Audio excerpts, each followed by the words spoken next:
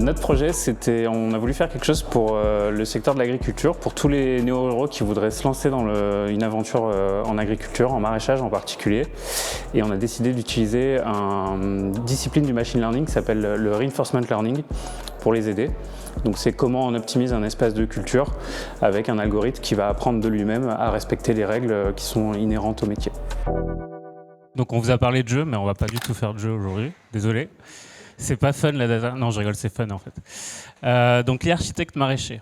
L'IA, c'est un concept comme vous le savez, je pense, qui est un peu galvaudé parfois, qui est nouveau, qui est beaucoup associé au métier de la tech, du digital, parce que la culture de la donnée, elle y est mieux ancrée, l'accès à la donnée aussi est plus facile. Et en fait, l'IA, c'est une vieille dame. Les premiers concepts, c'est les années 50. Et nous, on a voulu se demander qu'est-ce que pouvait faire une vieille dame pour une autre vieille dame, qui est l'agriculture et le maraîchage en particulier. Donc le projet, je pense qu'on connaît tous des gens qui parlent d'y partir à la campagne, de se lancer. Et aux infos, on entend qu'il y a de moins en moins de gens qui veulent le faire, ou qui peuvent le faire aussi. Du coup, l'idée, c'est en quoi les progrès de l'IA peuvent aider à cette transition, qu'est-ce qu'on peut faire. Donc si vous vous projetez un petit peu, vous imaginez, je pense, assez facilement qu'est-ce que ça peut créer comme problématique. On se demande qu'est-ce qu'on va pouvoir, comment on va sur un revenu, quel choix il va falloir faire. C'est assez anxiogène, sachant qu'on n'a pas été formé dans ce milieu-là. Donc l'idée, c'est, et on tente d'y répondre avec le projet, c'est comment optimiser un espace de culture. Donc comment faire les premiers choix en tenant compte de tous ces critères qui font le métier aujourd'hui dans une reconversion, peut-être demain un bootcamp maraîchage. Au wagon. Et du coup, ces critères, ça serait la rentabilité de l'exploitation pour assurer le revenu, ça pourrait être les compatibilités entre les plantes, pas faire de bêtises, et que tout ça soit en tout cas guidé. On a dû découper ce problème, ça fait beaucoup de problématiques, en 3 étapes, donc à savoir où planter, quoi planter, et ensuite avec qui. Donc ça va rythmer un petit peu la présentation, donc c'est les 3 étapes qu'on s'est données. Et comme l'a introduit Aymeric, on a choisi le reinforcement learning qui permet d'exploiter tout ça.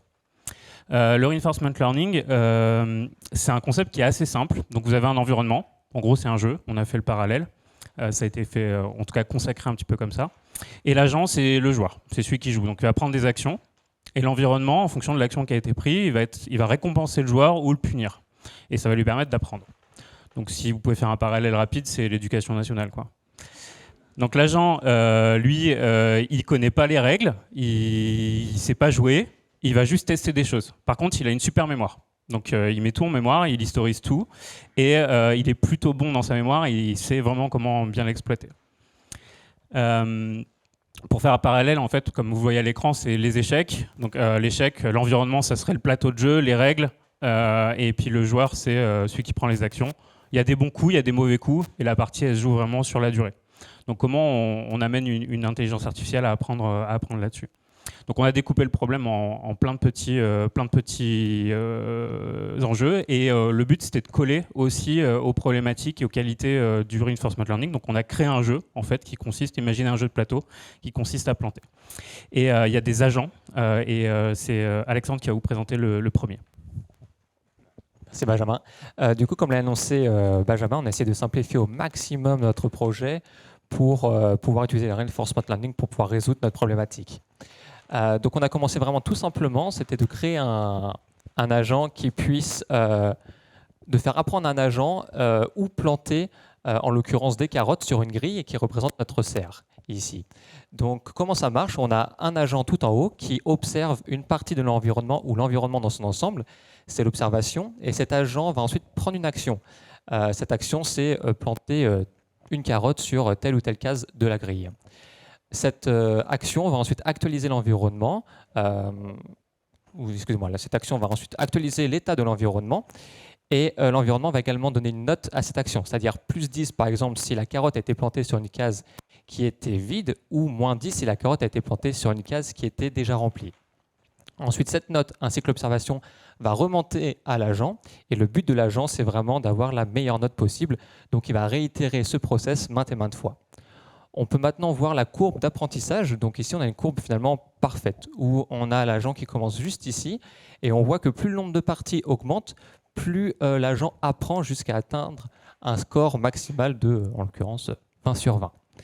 on va regarder en action à quoi ça ressemble. Donc on a ici notre grille, encore une fois notre serre, et on voit que l'agent arrive à remplir cette grille dans sa globalité. Donc on a réussi notre premier défi. Le seul problème qu'on peut voir ici, c'est que finalement l'agent il a appris par cœur. C'est-à-dire que, comme on peut le voir, il plante toujours la carotte au même endroit pour chaque partie. C'est-à-dire que si la serre est plus grande ou plus petite, finalement elle ne pourra pas être remplie.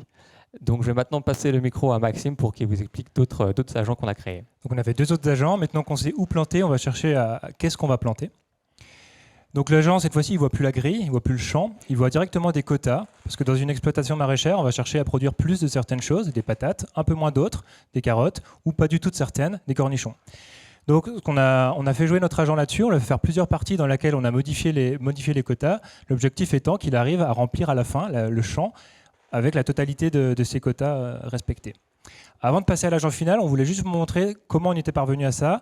Donc en fait, on a monitoré des agents en train d'apprendre. On a essayé de détecter les bons des mauvais agents en utilisant ces magnifiques courbes vertes, dont on vous réserve une version un petit peu simplifiée, mais qui sont riches d'enseignements. Le premier cas, c'était les agents qui étaient réticents à apprendre, qui n'apprenaient pas. 2 possibilités. La première, c'est nous qui avons mal fait le boulot. Et finalement, les règles ne sont pas les bonnes. Les sanctions ou les récompenses ne sont pas justes et elles ne sont pas proportionnées. Le deuxième cas de figure, c'était ce qu'on a appelé l'effet cigale. C'est qu'aujourd'hui, dans le reinforcement learning, l'agent récupère une récompense maintenant pour son action, mais il sait s'en souvenir pour plus tard. Et il sait s'en souvenir s'il va gagner ou s'il va perdre. Donc c'est quelque chose qu'on peut vouloir, par exemple aux échecs. Quand je joue maintenant, c'est peut-être ce qui va me permettre de gagner dans 10 coups. Nous, dans notre problématique, on n'a pas vraiment cette notion de victoire, donc on a cherché à négliger ce phénomène, et c'est pour ça qu'on a appelé notre agent l'agent cigale. Le deuxième cas de figure, c'est celui-ci. C'est celui de l'élève qui va s'endormir sur ses lauriers. Donc c'est-à-dire qu'à un moment donné, il va réussir à avoir une note pas trop mauvaise, et il va se contenter de cette note. Et finalement, le fait de jouer de multiples parties en se contentant de cette note le renforce et il va rester à cette note moyenne. Et enfin, le dernier cas, on a le génie. Donc Alex vous l'a montré, donc celui qui apprend bien tout de suite sans se tromper. Et sinon, vous avez l'élève un petit peu plus normal qui fait des erreurs mais qui quand même continue à progresser. Qu'est-ce que ça donne ? Ça donne un agent sur son champ d'entraînement, un petit champ, qui arrive à respecter la mission et à remplir tous les quotas. Et cet agent, on l'a mis sur un grand champ, on lui a donné d'autres quotas. Et en action, on essaye d'analyser ce qu'il fait. Donc on voit bien qu'entre 2 étapes successives, il va privilégier un légume pour lequel le quota est à 0, alors qu'on lui en avait demandé. Donc on est plutôt content. Et on va regarder le remplissage total du champ, où il va bien petit à petit faire monter tous ses curseurs les uns après les autres, pour arriver finalement à la fin à une rentabilité à 100% du champ, et avec tous les quotas qui sont respectés. On sait où planter, on sait quoi planter. Maintenant, ce qu'on va chercher à faire, c'est planter en respectant les compatibilités qu'on a entre plantes. Ce qu'il faut savoir, c'est qu'en culture maraîchère ou en permaculture, on a des plantes qui s'aiment bien, dont la croissance aide la croissance de l'autre, et à l'inverse. On a des plantes qui vont se repousser l'une et l'autre.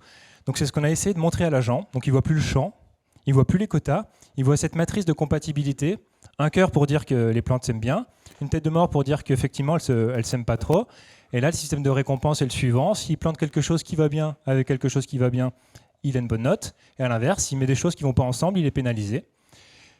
Et pareil, on l'a entraîné sur plusieurs parties, plusieurs milliers de parties. Et à la fin, il finit par comprendre la règle du jeu. Et il met bien, globalement, des légumes les uns à côté des autres. Donc ici, avec un petit biais, parce que vu que le champ est pré-rempli au début, forcément, il va mettre ce qui est déjà présent, puisque ces espèces s'aiment bien entre elles. Donc voilà pour nos 3 agents. Et on voulait juste finir sur notre dernier agent, celui qui nous a le plus appris au cours des 9 dernières semaines. Voilà, merci.